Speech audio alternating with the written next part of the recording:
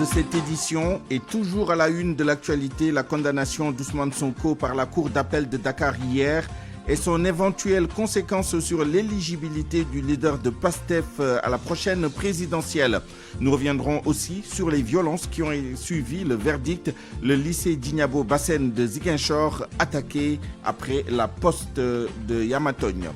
Hivernage 2023, les premières pluies attendues dès la semaine prochaine au sud du pays. L'ANACIM a présenté ce matin sa prévision saisonnière des précipitations. Dans ce journal également, l'impatience et l'incompréhension de la famille de Mbayang Diop, la jeune Sénégalaise condamnée à mort en Arabie Saoudite. Les proches ne comprennent pas les lenteurs dans la délivrance des 2 billets d'avion promis par le chef de l'État pour que sa famille puisse lui rendre visite. Saisie de 850 kg de volaille au marché de Thiaroye, le produit a été offert au parc de Anne. Et puis dans notre rubrique Point de vue, nous verrons les possibles conséquences du malaise noté actuellement à Yewi Askanui sur l'unité de l'opposition. À la mise en onde de ce journal, Abdoulaye Diop.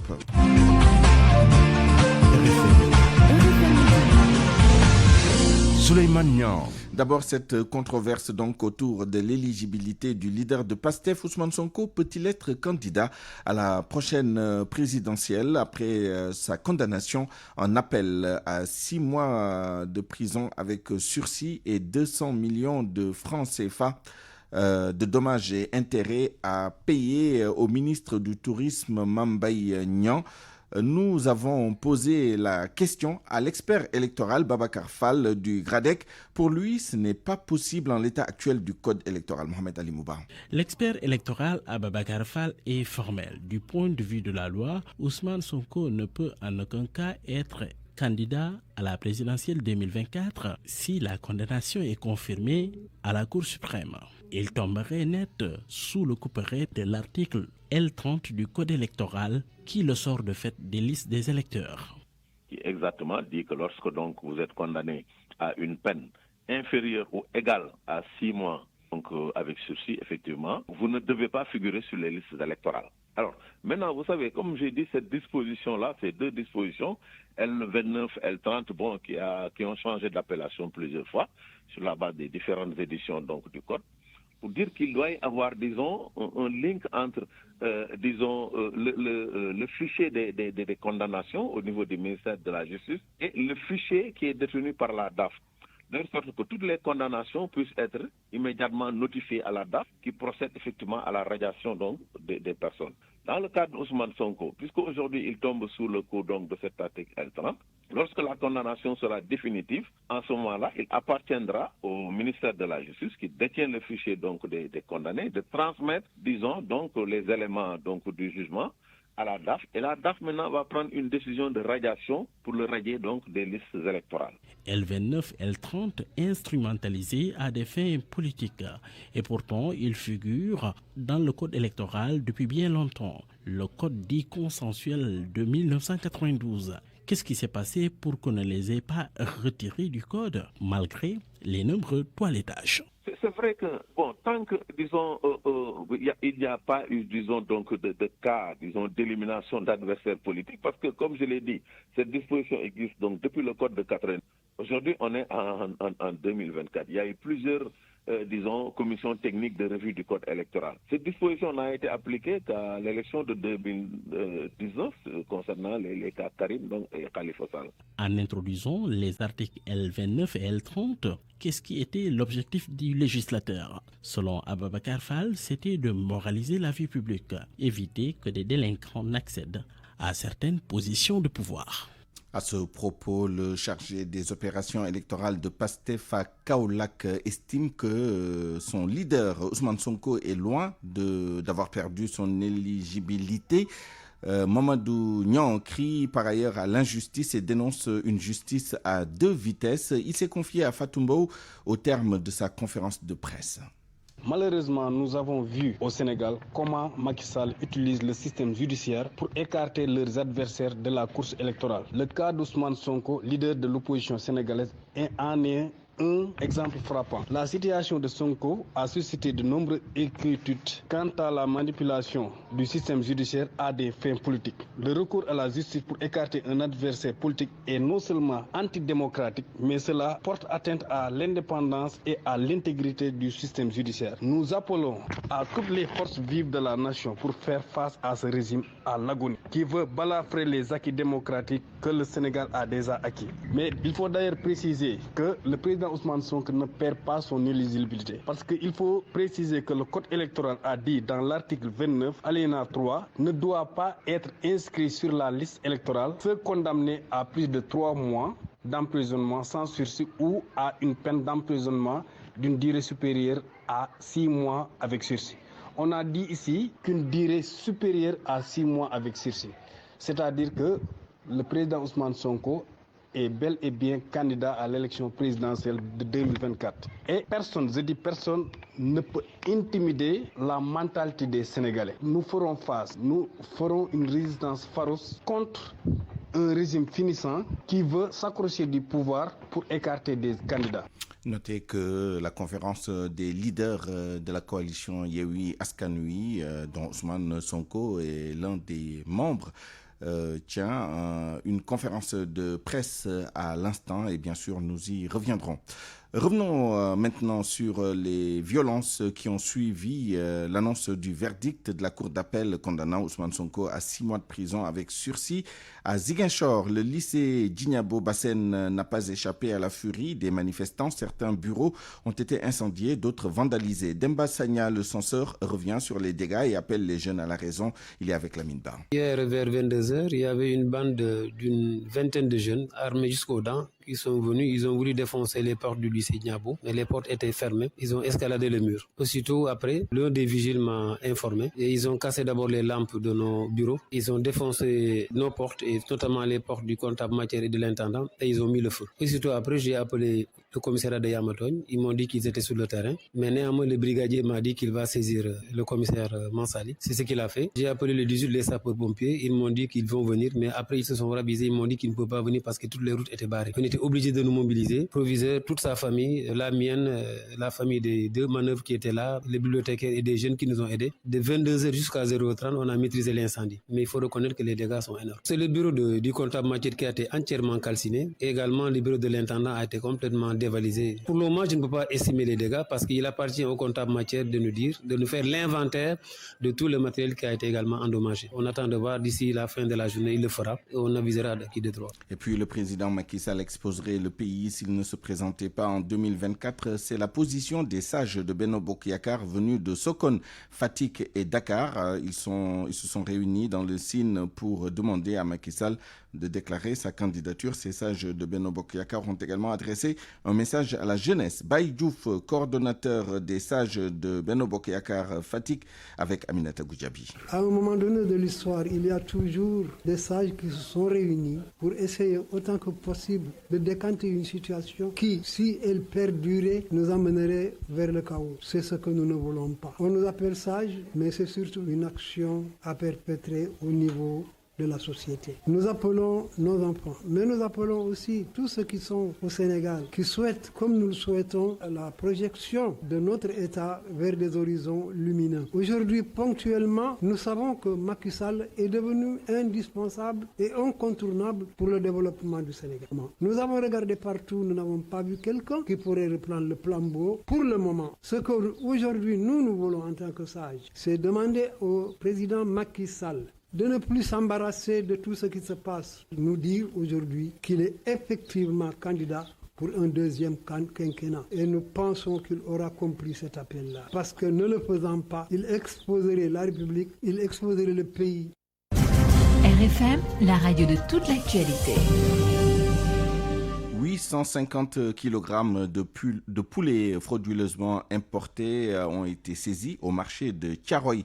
C'est parce que depuis 2005, l'État a interdit l'importation des produits agricoles. Mais certains commerçants refusent toujours de se conformer à cette mesure. La quantité saisie va être déposée au parc zoologique de Hann et les mises en cause traduites devant la justice. Salimata Ousmane Diallo.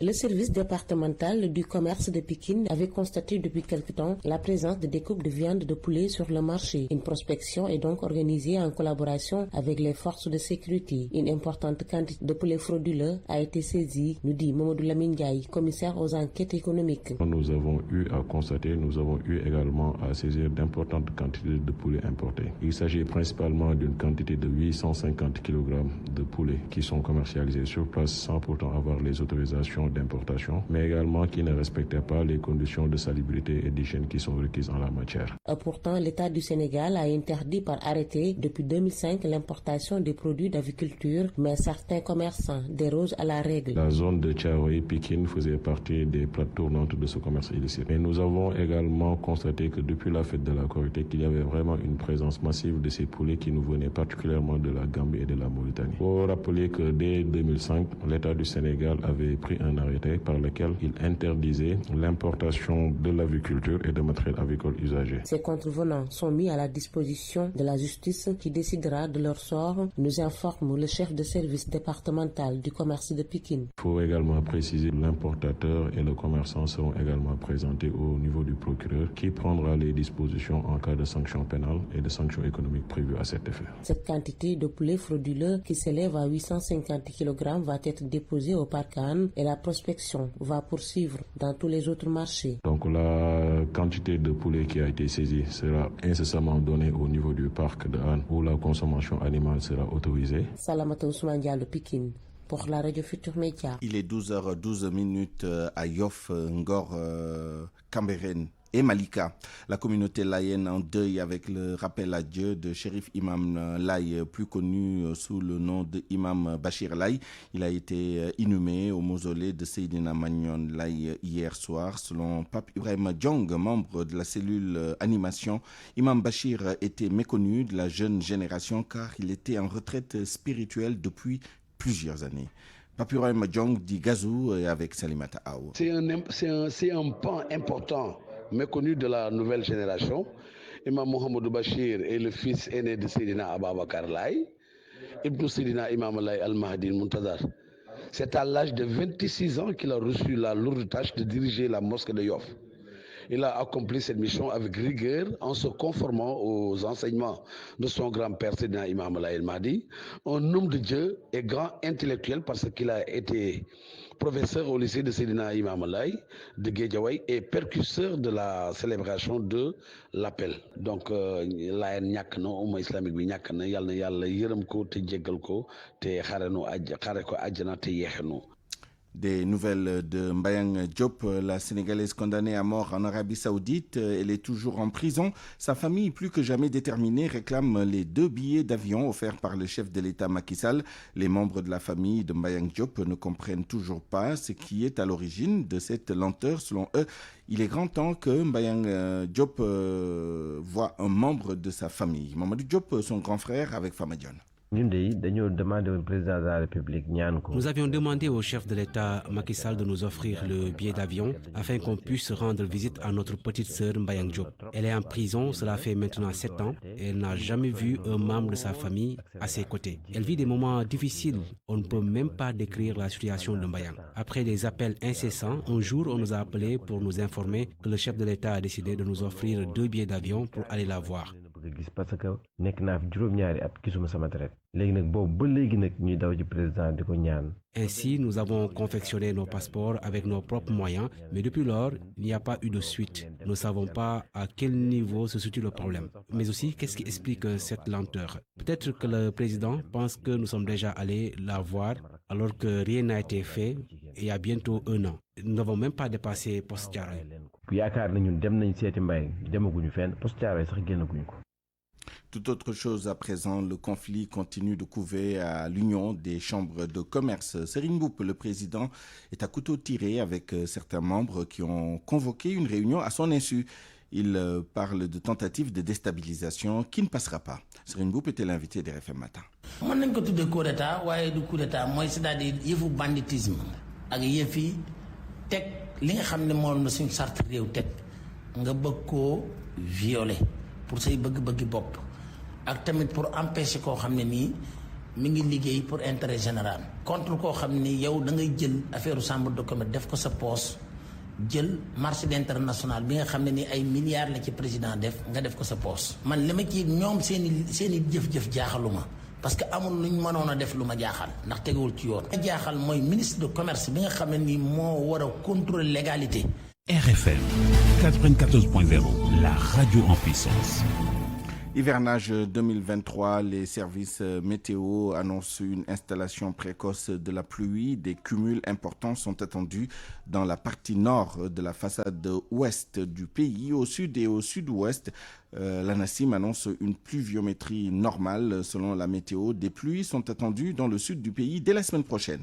Dr Ousmane Diaye, directeur de l'exploitation et de la météorologie à l'ANACIM, interrogé par Boubacar Dian. Déjà pour le mois de mai, on s'attend à des pluies. La semaine prochaine déjà, vers le sud, vers Kolda, etc. Des pluies. Donc la saison va s'installer. L'installation de la saison est assez progressive quand même. Ça commence par le sud, donc on s'attend déjà à mai. Donc mi-mai, fin mai, on s'attend d'abord que le sud va commencer à avoir des pluies. Et ça va venir au centre vers le mois de juin, juillet pour revenir au nord. Mais au nord-est, on s'attend à des pluies assez tardives. Peut-être le mois de juin, on peut avoir déjà des précipitations au nord-est un peu plus tôt. Ça dépend des zones. En tout cas, ce qu'il faudrait comprendre, ça veut dire cet exercice qu'on est en train de faire donne un peu les tendances. Et après maintenant, on va raffiner au fur et à mesure. Quand vous suivez un peu l'ANACIM au niveau des réseaux sociaux et autres, chaque semaine, on fait des tendances sur les précipitations sur les 12 jours. Là, on est beaucoup plus précis parce qu'on est dans la semaine, on sait exactement à peu près ce qui va se passer dans la semaine. Mais pour le moment, ce qu'on veut, c'est que les décideurs, les gens qui planifient, les gens qui doivent prendre des grandes décisions, on leur donne une idée au moins comment la saison sera. Comme ça, au moins, qu'ils se préparent en prenant en compte l'information climatique. Cet exercice, on l'a fait maintenant. Chaque fin du mois, on va sortir un bulletin météorologique. Il y a le premier bulletin qui est déjà sorti en début mai. Donc, en fin de mai, on va sortir un autre bulletin de mise à jour pour dire voilà ce qu'on avait dit, voilà ce qu'on a déjà enregistré et voilà les autres tendances pour les saisons à venir. Dans l'actualité de nos localités, Daromisset, un quartier situé à Kermassar, là-bas, les habitants se disent oubliés par l'État. Aucune infrastructure de base, à part une case de santé qui, d'ailleurs, n'existe que de nom. Leur cri du cœur dans ce reportage signé Aminata Ba. L'accès aux soins est un réel problème à Daromisset. Ce quartier de Kermassar Nord ne dispose que d'une case de santé malgré sa démographie. D'ailleurs, cet établissement sanitaire est vétuste. Fallou Fall, habitant du quartier, déplore. Il n'y a aucune considération envers la population qui vit à Daromisset. Tout ce que nous déplorons, c'est à propos de cette case de santé que nous avons ici à l'intérieur. Donc ça fait des années que nous, les jeunes de Daromisset, on s'est levé en regroupement. On fait des financements pour refaire cette case. La case de santé manque d'équipement sanitaire. Rodjegui, la sage-femme. On n'a pas beaucoup de matériel nécessaire pour faire des soins, donc on est confronté à ça. Il y a aussi sur le plan structure, c'est une case de santé. On n'est pas rémunéré, on n'est pas communautaire, on n'est pas fonctionnel. On avait la visite venant du ministère et aussi venant du mairie. Récemment, ils ont dit qu'ils vont venir pour construire poste de santé. Mais je vois que moi, j'ai duré ici plus de 2 ans. Mais je n'ai pas vu d'amélioration, franchement. Ces habitants de Daromisset réclament l'érection de la case en poste de santé. On demande à qui de droit de nous aider pour qu'on puisse avoir un poste adéquat et qui répond aux normes. Il y a des enfants qui sont là, qui tombent malades. Donc là, on dépend. Même une 12, eux, ils n'ont pas d'habitation. Personne qui recueille là-bas. C'est les enfants de Daromisset. Nous, tout ce qu'on demande, qu'on nous aide pour qu'on puisse avoir un poste. Ces riverains demandent au maire de Kermassar Nord ainsi qu'au ministère de la Santé de respecter leur engagement par rapport à la réhabilitation de cette case de santé. Aminata Ba, Kermassar, Radio Futur Média. Autre localité, Kermadjop, un village de la commune de Dingueraï qui souffre de son enclavement. Ajouter à cela un manque d'eau, les populations qui se sentent délaissées dénoncent l'indifférence des autorités. Babacar Diouf. Le village est difficile d'accès faute de route. Malgré les efforts consentis par les populations pour acheter des ambulances, aucun de ces engins n'a résisté à l'usure de la Modou Khari Diop, secrétaire général de l'association des petits-fils de Mdjogou Diop. Enclavé parce que Kerma Diop, c'est un gros village, un grand village qui se situe vraiment à la limite aux frontières parce qu'il est entouré presque à la frontière de la région de Thiès, de Louga et de Diourbel, dont il fait partie. Donc enclavé parce qu'il n'y a pas de route. Il y a les Dara, l'ambulance qu'on a achetée, tout ça c'est la population qui fait des cotisations, 1000 francs, 300 francs jusqu'à PSA. On lance un appel solennel au niveau de l'État et tout le monde qui peut appuyer vraiment pour ça, pour construire une route. Les populations de Keur Madiop Djembe demandent aussi la création d'un forage pour amoindrir le manque d'eau et fixer les jeunes dans le village. Un grand village comme Keur Madiop et on ne compte pas de forage. L'eau qu'on boit à Keur Madiop, on l'amène de Darou Ndiaye ou bien de Médina Santh. Ça vraiment, on lance un appel, un cri de cœur si on peut appuyer sur ça. Un forage aurait permis aux jeunes aussi de faire des cultures maraîchères. Voilà un village où tout a été construit sur cotisation des populations qui pensent que l'État du Sénégal les aurait oubliés. Bombay, RFM Babacar Diouf. Autre aspect de l'actualité, Linguère, les élèves du collège d'enseignement moyen Linguère 2 ont délogé ce matin leurs camarades des autres écoles. Une manifestation pour exiger la libération d'un des leurs arrêtés pour vol présumé de téléphone portable. Une manifestation qui intervient au moment où les devoirs sont organisés à l'échelle départementale. Le mouvement de ce matin a été dispersé par la police à coups de grenades lacrymogènes. En 2028, la paroisse de Diohine aura 100 ans. Les fidèles s'activent déjà pour donner à ce centenaire un cachet particulier. Une réunion préparatoire a eu lieu à Diohine même. Dans ce sens, le chef de l'État leur a remis une enveloppe de 15 millions de francs CFA pour l'achèvement des travaux de réhabilitation entamés par la communauté. Aminata Goudjabi. La paroisse Saint-Esprit de Diohine est la plus ancienne du Sine. Créée en 1928 par les missionnaires, cette église aura donc 100 ans d'existence dans 4 ans. Un grand événement qui se prépare déjà. Une réunion restreinte s'est même tenue à cet effet. Abbé Alphonse Karim Faye est le curé. Diohine, c'est la paroisse la plus ancienne de ce qu'on appelle le Sine et le Bawol. Et toutes les autres paroisses sont nées de cette paroisse. Les gens quittaient Fatick, les gens quittaient Tchadjaï, Bambey. Dans les préparatifs du centenaire, il est prévu une réhabilitation de l'église dont le bâtiment était devenu vétuste. La grande communauté catholique de Diohine a mis la main à la poche pour les travaux, mais le budget ne suffisait pas.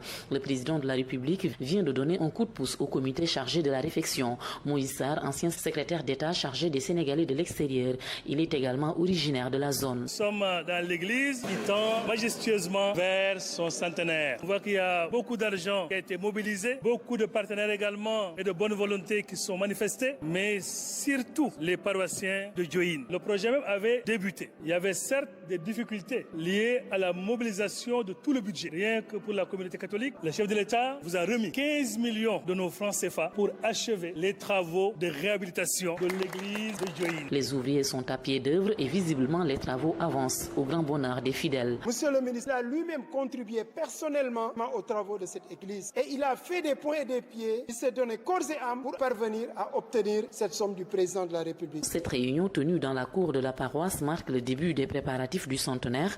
Les rencontres vont se multiplier pour donner à cette manifestation le cachet qu'elle mérite. Aminata Goudiaby, Fatick, RFM. L'actualité internationale.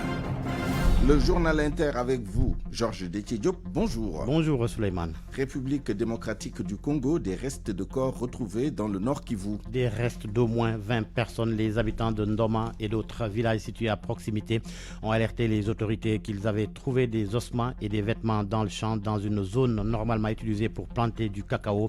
L'armée a déployé une équipe composée d'officiels, de policiers d'enquête, de policiers enquêteurs médico-légaux et d'autres personnes pour fouiller la zone.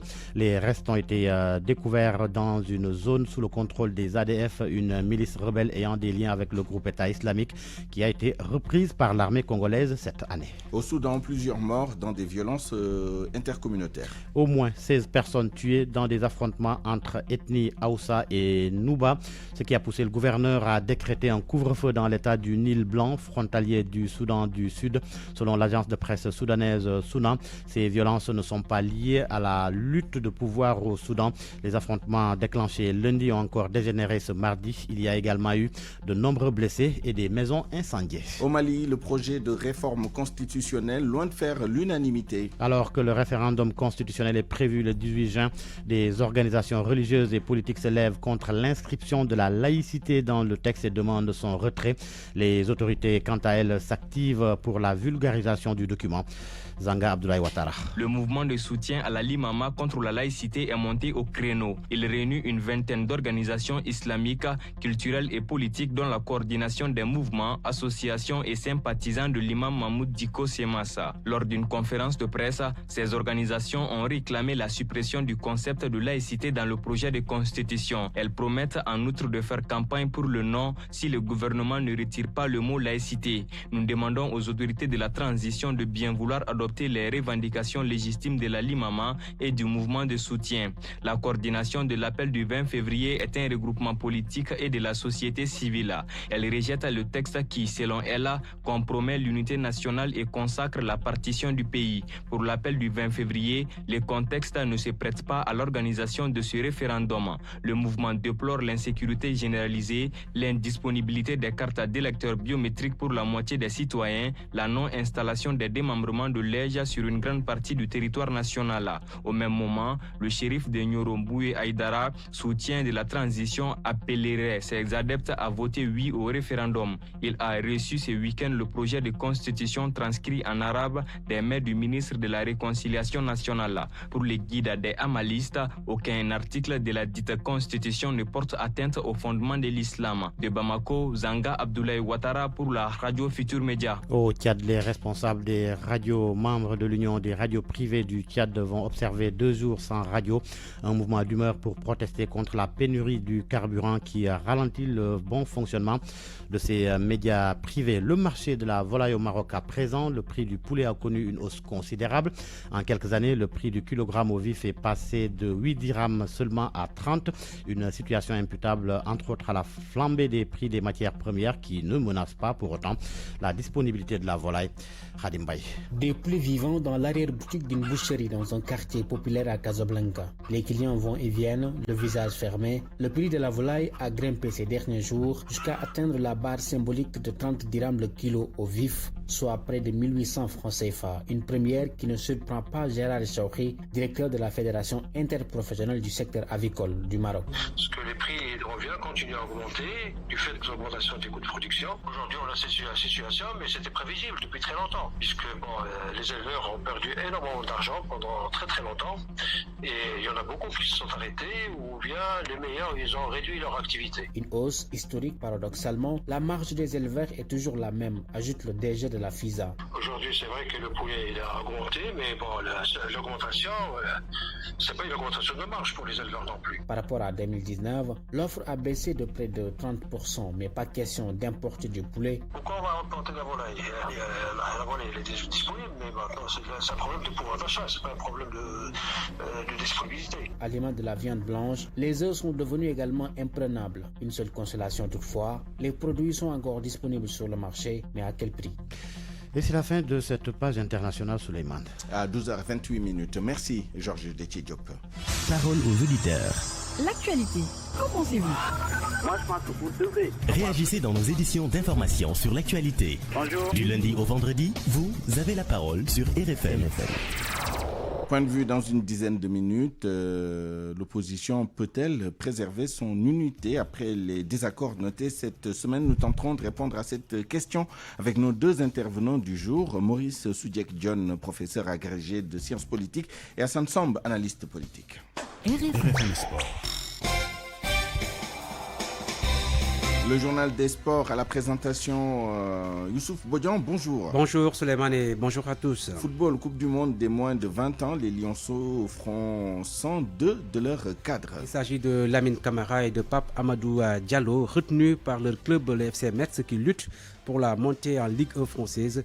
2 joueurs qui ont été déterminants dans la victoire finale du Sénégal lors de la dernière CAN Junior en Égypte. Quel impact leur absence peut avoir sur l'équipe de Malik Daf?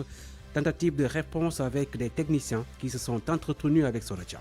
Pape Amadou Diallo, 2 fois homme de match, et Lamine Camara, 1 fois et meilleur joueur lors de la CAN U20 sont 2 joueurs clés de cette sélection. Alors, leur absence se fera ressentir pour le mondial de la catégorie selon les techniciens Joseph Sangor et Ali Mal. Donc nous pouvons dire que l'équipe du Sénégal a perdu 2 bons quarts, 2 très bons jours. Et Amadou qui se projette toujours dans la surface, qui est toujours dans les bons coups. Et Lamine aussi distire de bons ballons. Donc je pense que le Sénégal a perdu 2 très bons joueurs. Leur absence va causer des soucis à l'entraîneur parce que c'est des joueurs qui ont beaucoup contribué pour la gagne du trophée de la CAN U20. Vu l'apport de ces 2 joueurs lors de la CAN U20, pallier leur absence sera très difficile, soulignent ces 2 techniciens. Mais Joseph Sangor, tout comme Alimal, font confiance à leur collègue Malik Daf. Il ne peut pas combler, comme on dit, ces 2-là. Par exemple, Malik n'avait pas le temps de sillonner tout l'Europe, de voir d'autres joueurs de la carrière de Pape Amadou et de Lamine. Donc je pense que pour les combler, ce sera très difficile. Mais aussi,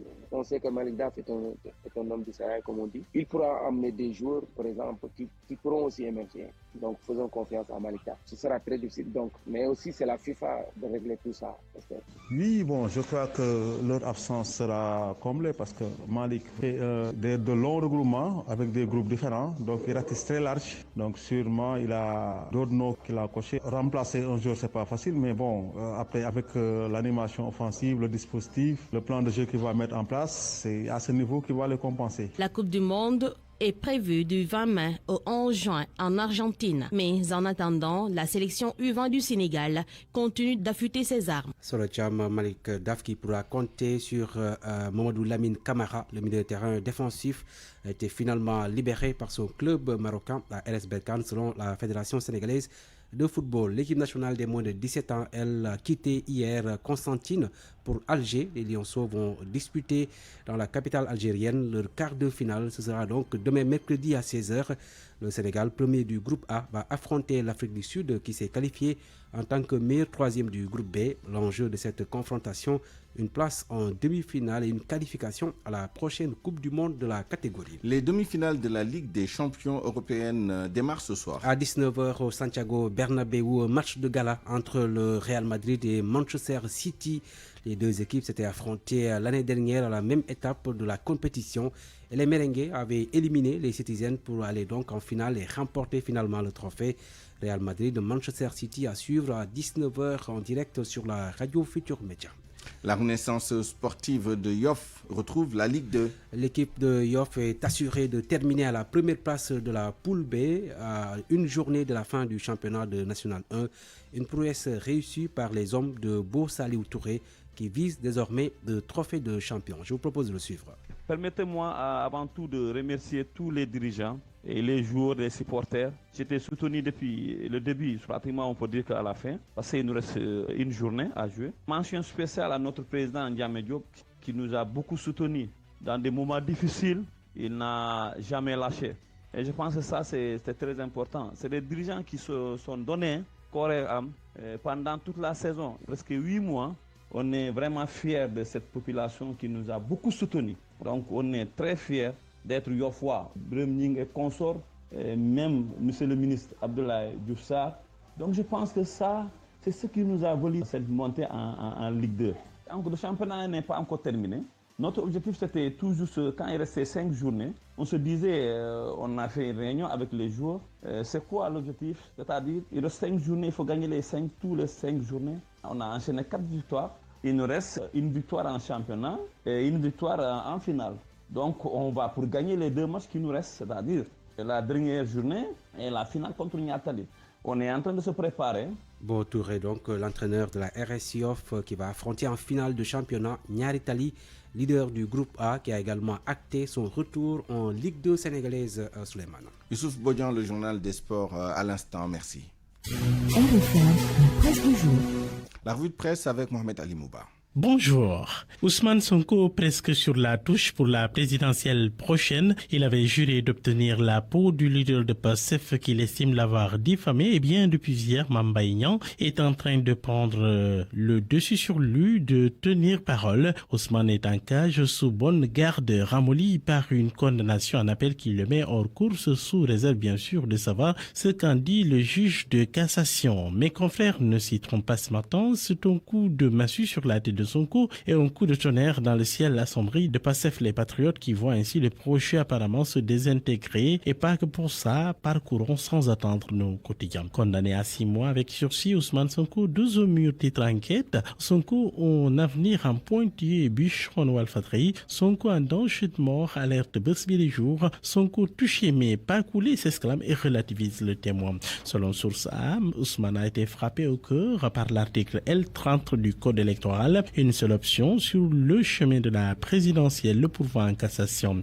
Et il a 6 jours pile pour le faire, pas plus. Mon confrère note que Mambayan a frappé aussi au portefeuille de son adversaire. 200 millions de francs CFA de dommages et intérêts à lui verser, contrainte par corps au maximum, payé jusqu'au dernier rond, sinon aller en prison. Le confrère note que dès l'annonce du verdict, les échauffourées ont commencé. 2 bus de Dakar Demdik incendiés à Hambourg, des étudiants de l'université Charandé de Dakar qui déversent leur colère dans la rue. À Ziguinchor, le siège de Post Finance en feu, faible affluence à la marche de Pastef à Pikine. Au malheur venant jamais seul, le leader de Pastef s'est querellé aussi avec Barthélémy Diaz. Barthélémy a tiré direct et sans sommation sur son allié de Yewwi Askan Wi. Qu'est-ce qui s'est passé pour que les deux hommes en arrivent là? Par presse interposée, eh bien le journal Le Quotidien note que le maire de Dakar a répliqué en fait au pic du leader de Pastef lors de sa dernière sortie. Sonko, rappelez-vous, a déclaré que Macky Sall aurait confié en leader de Yewwi que le juge en première instance du parti Pastef. C'est pourquoi il l'a condamné à 2 mois de prison avec sursis. Cette déclaration n'a pas plu à Barthélémy qui ne s'est pas gêné de tomber à bras raccourcis sur Ousmane. Je n'ai jamais dit à Ousmane que Macky m'a dit quoi que ce soit en parlant de ma rencontre avec ce dernier, a recadré Barthélémy Diaz.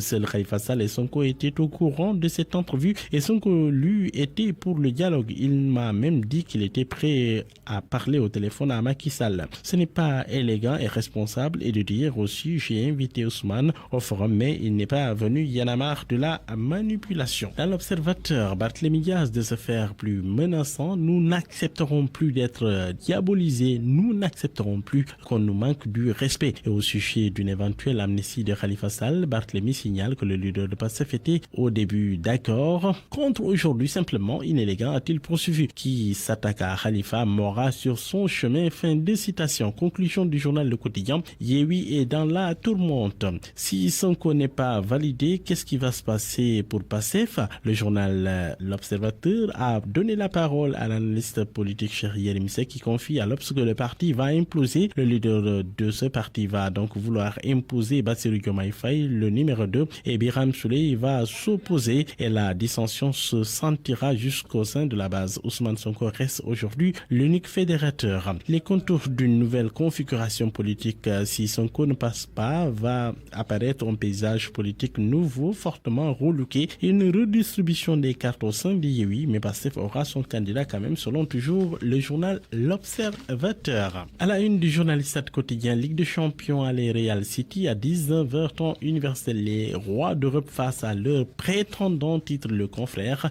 Bernabéu portera-t-il le Real contre City, se demande à une le confrère. Le journal Record en tout cas note que la Ligue des Champions nous offre une nouvelle affiche de rêve entre 2 équipes fantastiques que sont le Real et Manchester City qui se retrouvent ce mardi soir pour le match aller de cette demi-finale. Une rencontre à laquelle nous avons pu assister au même stade de la compétition la saison dernière et que les Merengues avaient fini par en remporter au terme d'une double confrontation à rebondissement. Dans le journal Sunu Lamb, Macky Sall qui gâte la reine sénégalaise, 500 millions de francs CFA dégainés et remise aux promoteurs, 330 emplois pour la lutte. Bonne lutte à tous. Point de vue. Regard croisé sur l'actualité du jour. À 12h38, bienvenue dans notre rubrique Point de vue. Après l'échange de mots aigres-doux entre Barthélémy Diaz et Ousmane Sonko à propos donc du dialogue et des conditions dans lesquelles ce dialogue a été établi avec le président Macky Sall en vue justement d'un dialogue national, l'opposition pourra-t-elle préserver son unité et plus particulièrement la coalition Yewwi Askan Wi? C'est autour de cette question que sera axé ce point de vue du jour avec nos 2 intervenants. Monsieur Maurice Soudiek-John, professeur agrégé de sciences politiques. Professeur, bonjour. Bonjour Souleymane. Nous sommes également avec Hassan Samb, analyste politique. Bonjour Hassan.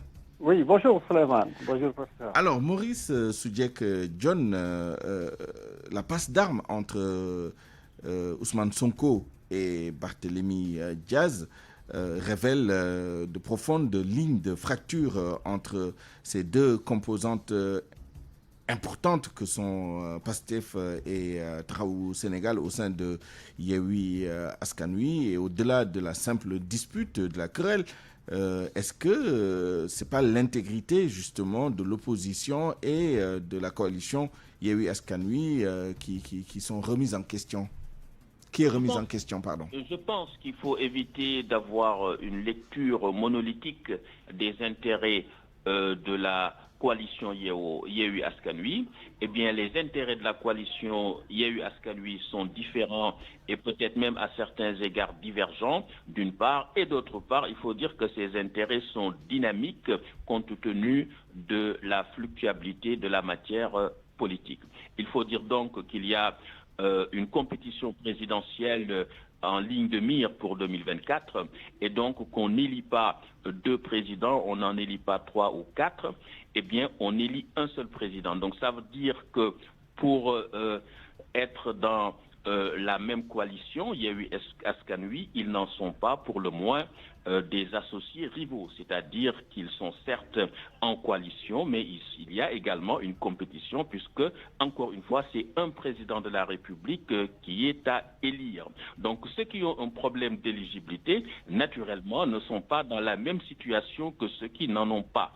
Et donc ce dialogue, qui doit être, de mon point de vue, un dialogue inclusif, devrait non seulement régler la situation des personnalités qui ont des difficultés pour poser acte de candidature, mais également, je crois qu'on devrait réfléchir à avoir une présidentielle la plus inclusive possible et que tous les acteurs, notamment les acteurs qui sont les plus représentatifs, que ce soit Khalifa Ababakar Sall, que ce soit Karim Wade ou Ousmane Sonko, tous devraient participer à cette élection présidentielle parce que c'est ça qui va faire la crédibilité, la légitimité et la force des institutions qui vont naître à partir de cette élection présidentielle de 2024, mais également c'est ce qui va assurer la paix et la stabilité du pays. N'est-ce pas? Hassan Samb, il n'y a pas de doute tout à l'heure lors de la conférence de presse que va donner la coalition Yewwi Askan Wi, les leaders vont afficher une unité très clairement devant les caméras et devant les micros. Et Maurice Soudiek-John le disait tout à l'heure, il ne faut certainement pas avoir une lecture monolithique des intérêts des uns et des autres. Mais comment comprendre justement cette manière de faire et surtout comment faire passer le message au niveau des militants qui ont tendance à penser que quand on dit unité de l'opposition, ben c'est presque unité de candidature et unité des intérêts. Oui, c'est extrêmement difficile, ce sera extrêmement difficile. Mais on n'a pas peut-être assez écouté Khalifa Sall qui, au sortir de sa tournée, tout récemment, avait déjà théorisé le fait qu'il y aura une diversité de candidatures pour la présidentielle. Il y a eu quand même à des limites du point de vue fonctionnel. C'est 2024, la présidentielle qui a des particularités en tant qu'élection. Ce n'est pas les législatives, ce n'est pas les locales. Et donc ça, tout le monde devrait le comprendre. Mais pardonnez-moi, Hassan, là on est au-delà de la diversité, on est dans la divergence, la contradiction et même les polémiques. Oh, oui, absolument, parce que simplement, il y a des têtes brûlées dans la coalition, mais ce n'est pas tout le monde. Si vous prenez le couple Sonko, Barthélémy Diaz, mais c'est des vats en guerre. Et c'est des gens, même s'ils sont alliés quelque part, il arrivera toujours un moment où il y aura certaines confrontations. Mais le YAU ne s'est pas bâti autour du couple Barthélémy Diaz-Sonko, mais autour, effectivement, du couple Sonko-Khalifa Sall. Et comme on le sait, Khalifa est assez réfléchi, est très posé. Et d'ailleurs, on compte sur lui pour stabiliser les choses, expliquer clairement les enjeux, pour que les gens puissent davantage comprendre. On comprend un peu la démarche de Barth, connaissant un peu le caractère de Khalifa, veut toujours incarner l'aile dure de Tahaou. Je ne parle pas de Yéhu, mais de Tahaou. Donc, en réalité, ce qui sauverait l'opposition, ce n'est pas ces coalitions-là ou ces sous-coalitions, mais plutôt le front, peut-être F24. Il faut aller au-delà, justement, des coalitions qui ont ses limites, parce que les coalitions comme Yéhu avaient des objectifs précis et clairs, n'est-ce pas, relativement, notamment au local et au législatif, objectifs presque atteints.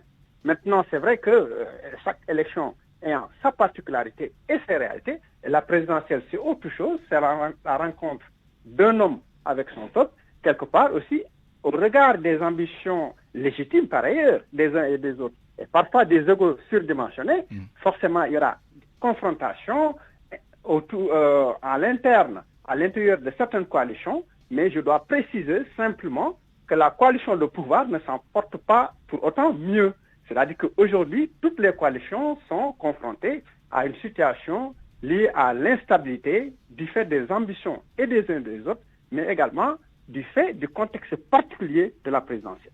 Alors, Maurice Soudiek-John, dans une approche un peu comparative, quelles sont les similitudes et les points de différence qu'il y aurait avec les autres cadres unitaires qu'on a connus lors des élections présidentes passées, et on peut remonter aussi loin que le Front pour l'alternance, le Front Benno, etc. Est-ce que ce sont les mêmes caractéristiques? Qu'est-ce qui différencie les uns et les autres?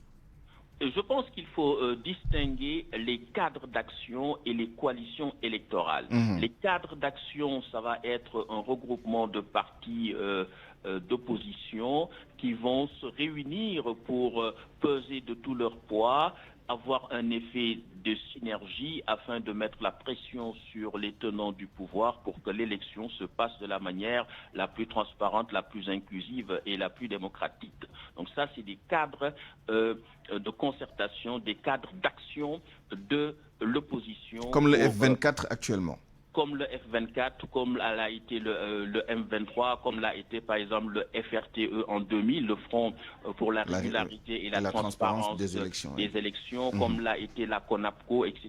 Et tous ces cadres qui ont réclamé la mise en place d'une commission électorale indépendante, la CENI en 1996, après les élections troublées de 1996, les élections locales. Donc, et ça, c'est les cadres d'action à différencier des coalitions électorales. Dans les coalitions électorales, un ensemble de partis, de mouvements politiques se réunissent en vue de participer ensemble sous une même bannière à une élection, qu'elle soit locale, législative ou présidentielle, afin donc d'élire un ou des candidats. Ça, c'est les coalitions électorales. Yéhu Askan Wi a été une coalition électorale. Yéhu Askan Wi a eu à instaurer une coalition pragmatique, la coalition Yéhu Wallou, lors des législatives, qui a eu des résultats appréciables lors des élections législatives dernières. Et donc, on est aussi dans le cadre d'une coalition électorale, mais qui, à certains égards aussi, peut avoir un effet de cadre d'action pour améliorer le jeu politique, pour le rendre plus inclusif, plus juste, plus démocratique et plus participatif. Donc cela, c'est aussi une des missions, une des prérogatives de la coalition Yéhu Askan Wi, mais il faut se garder de penser que tout le monde doit avoir les mêmes opinions, les mêmes avis et les mêmes intérêts. Eh bien, la politique est une matière volatile, fluctuante et mouvante, et les intérêts également épousent ces contradictions. Il faut tenir compte de cela en disant qu'il peut y avoir des différences dans les intérêts des différentes chapelles politiques, mais qu'au-delà de ces différences d'intérêts, il peut y avoir des convergences autour d'un dénominateur commun, par exemple sur l'inclusion quant à la participation aux élections, sur la régularité et la transparence de celle-ci, sur des garanties pour que le maximum de Sénégalais en âge de voter puissent s'inscrire sur les listes électorales entre autres. Maurice Soudjek John, professeur agrégé de sciences politiques, merci à vous. Dernière question pour Hassan Samb. Je vais vous demander un petit exercice de prospective ou même de prévision. Où voyez-vous la coalition Yewwi Askan Wi d'ici quelques mois? Est-ce qu'on continuera à parler de cette plateforme telle qu'elle existe actuellement? Écoutez, ce sera certainement comme ce qui s'est passé avec peut-être le Front Siggil Sénégal à l'époque. On ne peut plus parler de Yewwi comme aujourd'hui, comme la coalition fonctionne aujourd'hui. Ce ne sera pas possible, c'est clair.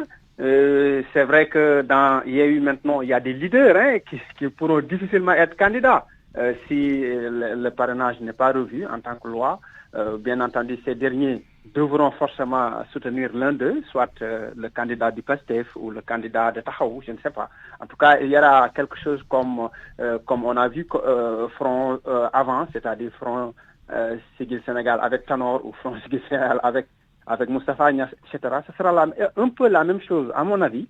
Et donc, les choses vont évoluer, vont changer, parce qu'il y aura une multiplicité des candidatures. Il y a donc une unité dans la diversité. C'est important, pourquoi? Parce que en cas de deuxième tour, si vraiment on doit aller au second tour, c'est clair que, bien entendu, maintenant les gens pourraient se retrouver et soutenir le candidat qui aura réussi, n'est-ce pas, à sortir au second tour. Merci. Et c'est ça l'importance peut-être de la coalition, mais également dans le gentleman agreement, c'est-à-dire au cours de la campagne électorale, qu'on évite de se tirer entre membres de l'opposition, que les gens on évite de se tirer là-dessus. Là aussi, ce serait important d'éviter ce genre d'erreurs. Et c'est ça l'importance d'une coalition comme ça, qui est assez élastique. À mon avis, c'est pas un parti politique, parce que, comme on l'a dit depuis le début, il y a des ambitions qui sont là, qui sont tout à fait légitimes. Les gens souhaiteraient se poser, rencontrer les Sénégalais, être élus, pourquoi pas, même si ils savent qu'il faut une synergie de force pour cela. Bien entendu, quelque part, également, il faut savoir mettre en place des compromis, et même si, par ailleurs, et lâcher du lest, et savoir que, bien sûr, l'ambition de l'autre est tout aussi légitime que la sienne, et, bien entendu, essayer de se lancer dans une forme d'humilité politique. Et ne pas entrer dans une forme de langage, voilà. Merci Hassan Samb. Nous arrivons au terme du temps qui nous est imparti sur cette question et sur bien d'autres, notamment sur la troisième candidature éventuelle du président sortant Macky Sall. L'avenir nous édifiera. On saura ce que le futur nous réserve. À 12h51, c'est la fin de cette édition. Je vous remercie de l'avoir suivi. Merci à toute l'équipe qui l'a préparé et réalisé. Chef d'édition Awambaye à la mise en onde Abdoulaye Diop. Digital Yassine Pouy à la production Alioune-Ba. À 13h, vous avez rendez-vous avec Barthélémy Ngom pour le grand journal en Wolof. D'ici là, excellente suite des programmes.